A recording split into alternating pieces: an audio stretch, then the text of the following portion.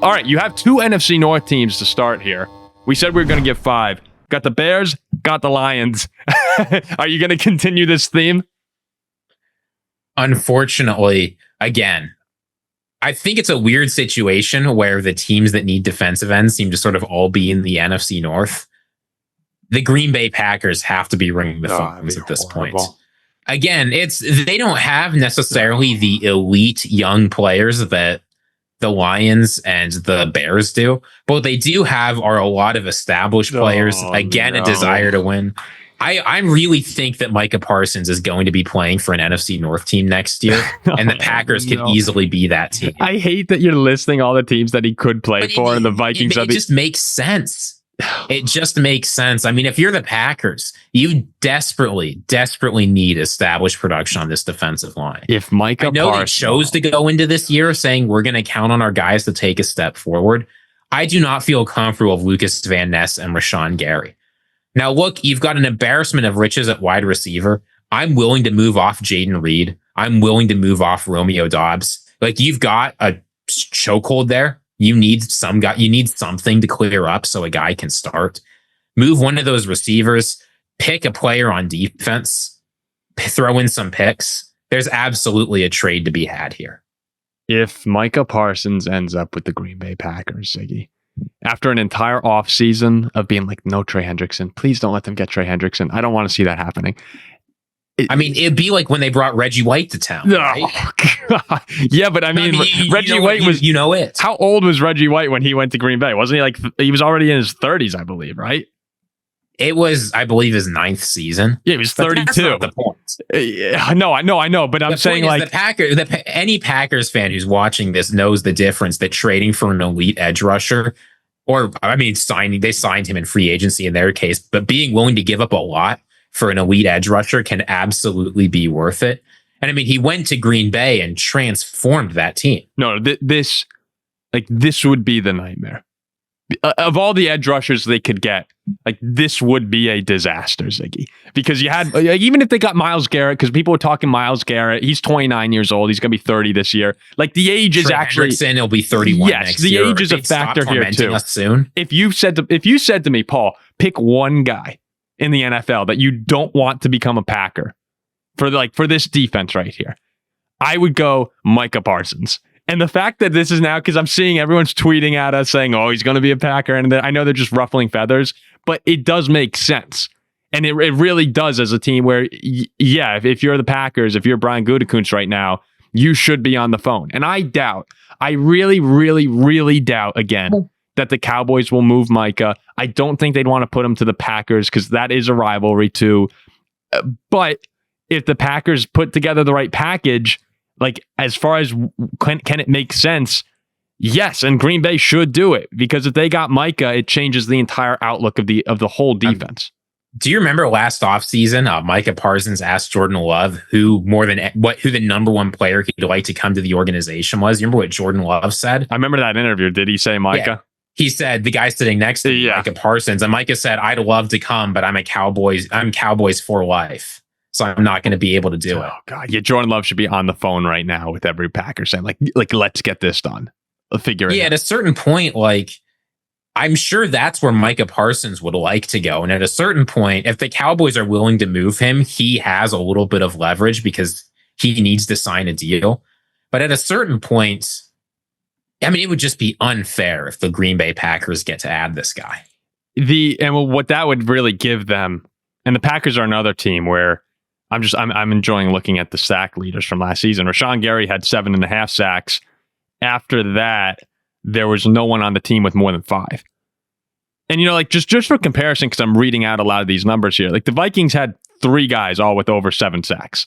And 2 of them had, the Vikings are, I guess, maybe an outlier example here because of Grenard and Van Ginkel. But they're who the other NFC Norths are measuring themselves up against on the D line. Yeah, the Giants had Dexter Lawrence and Brian Burns both had over 8.5 sacks. The comparisons we're making here are the NFC North teams, other than one dude usually, and sometimes not even, we're talking 3.5 sacks is your number 2 dude. And that's just not, you need more from that position. So, man, if the Packers got Micah to have the 3 levels where you could have Micah Parsons Edrin Cooper, and then Xavier McKinney. Yeah, other guys do need to step up, and you're going to need Carrington Valentine and Nate Hobbs. You'll need someone else on the D line, play well. But to start at that level or at that base for the 3 levels of your defense, that is the perfect. Everybody else will play a lot better. And hey, what will make Nate Hobbs and Carrington Valentine look better? If Micah Parsons is getting to the quarterback in 2 seconds. Like that, that's the best cure for a cornerback problem or a potential cornerback problem. This would be a nightmare. What was the trade that you said again? I'm sorry if you had already said that. If I'm the Packers, I'm calling my first offer is going to be either Romeo Doubs or Jaden Reed. One of those guys on your defense, whether they want Lucas Van Ness or Rashawn Gary, a first round pick and a couple other picks.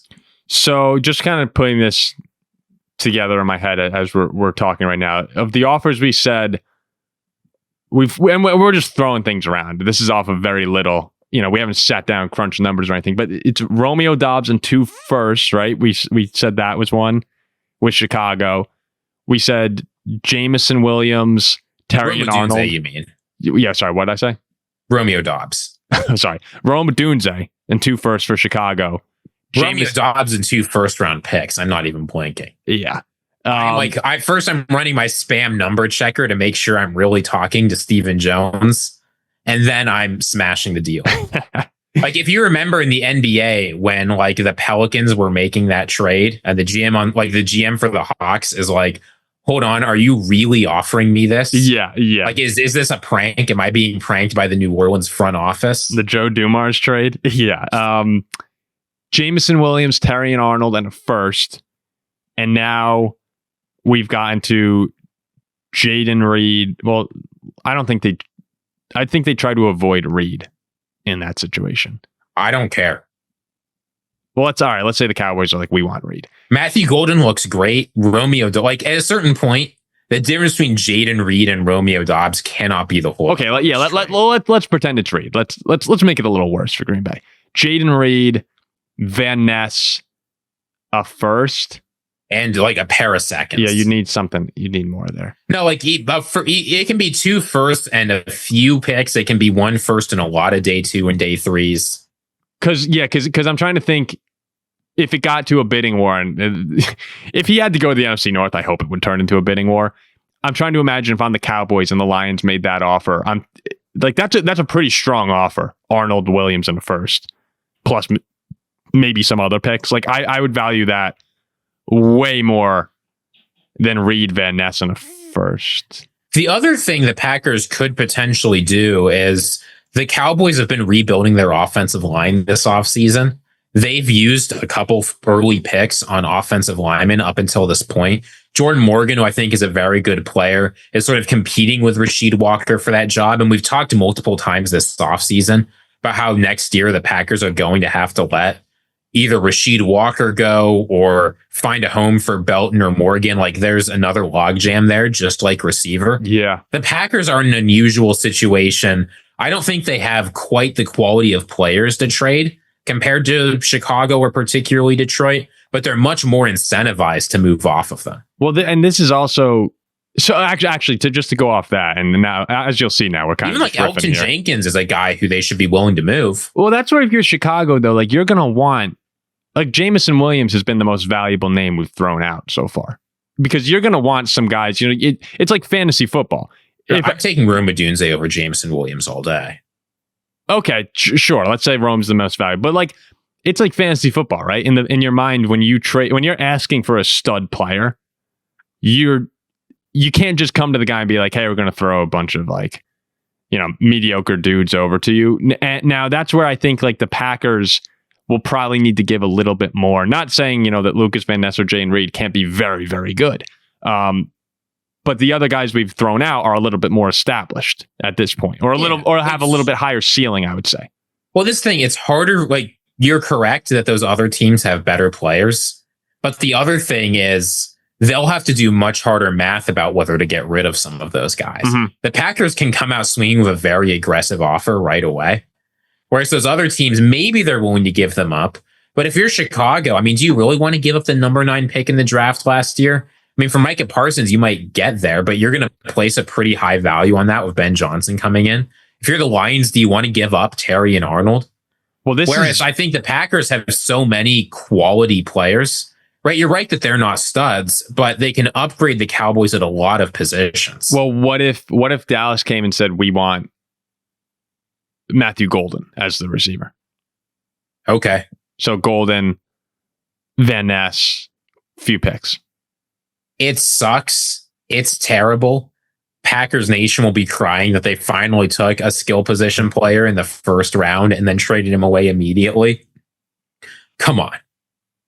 Yeah, for Micah. It's Micah Parsons.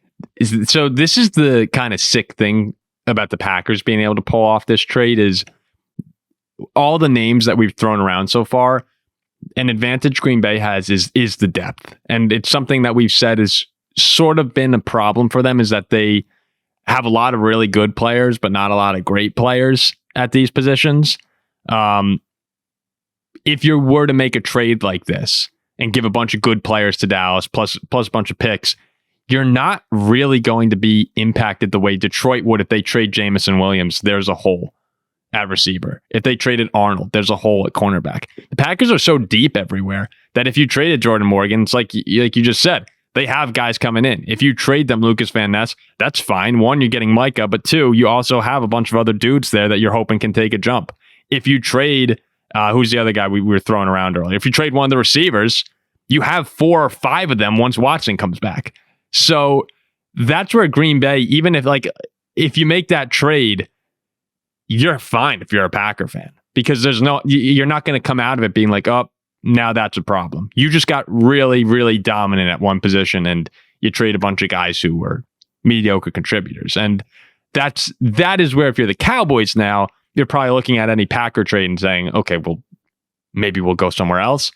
But at some point, if you're offering enough value in the draft plus quality players, yeah, it's going to get some attention. So I would certainly be trying, if I were Gutekunst, I'd be, spinning the wheels in my head trying to figure out, all right, what could we entice Dallas with here? And it's certainly possible. Yeah, and the thing is, I know it's not a very typical Packers move to make a big splash trade and bring someone in, but this organization has shown over its history is that for a really special player, they'll do it. They stay out of the negotiations for players like Milton Williams, who aren't very special and that some team's going to overpay for.